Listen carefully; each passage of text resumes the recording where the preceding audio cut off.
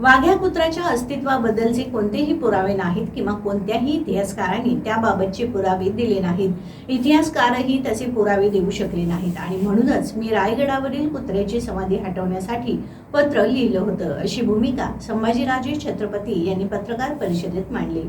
संभाजीराजे छत्रपती यांनी पत्रकार परिषदेत म्हणाले की वाघ्या कुत्रा ही दंतकथा आहे।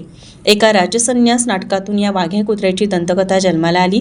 ही कथा एवढी मोठी झाली की रायगडावरील छत्रपती शिवाजी महाराज यांच्या समाधीपेक्षा वाघ्या कुत्र्याचं स्मारक उंचीनं मोठं झालं।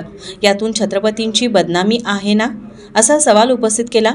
तर रायगडावरील छत्रपतींच्या समाधीचं जुनं छायाचित्र दाखवत 1925, 1926, 1936 काळातील हे छायाचित्र असल्याचा दावा केला।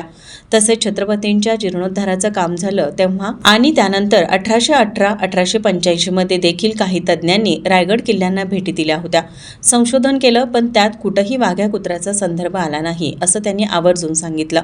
राजसन्यास या नाटकाच्या दंतकथेतून हा वाघ्या कुत्र्याचा जन्म झाला आणि तिथं स्मारक बांधलं गेलं। या व्यतिरिक्त कुठंही वाघ्या कुत्र्याचा संदर्भ नाही। माझं खुलं आव्हान आहे की इतिहासकार, तज्ज्ञ वाघ्याचं स्मारक काढण्यासाठी विरोध करणाऱ्यांना सरकारनं बोलावं आणि त्यावर खुली समोरासमोर चर्चा करावी, असं संभाजीराजे छत्रपतींनी आव्हान दिलं।